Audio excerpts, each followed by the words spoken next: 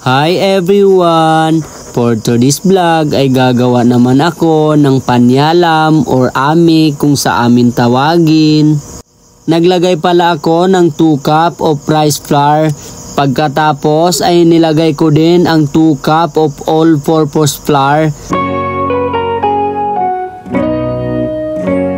Naglagay din ako ng 2 cups of brown sugar at paunti-unti kong binuhusan ng mainit na tubig hanggang sa makuha ko ang tamang timpla or mga nasa 2 1/2 cup of hot water ang nalagay ko.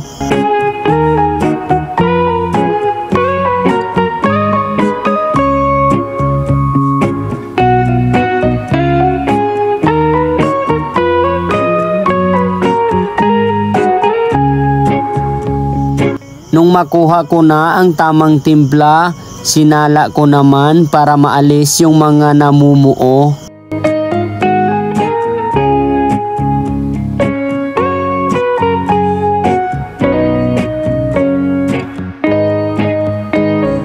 Nagpainit na din pala ako dyan ng mantika sa kawali at saka ako naglagay o nagsalang ng ating lulutuing panyalam or amik.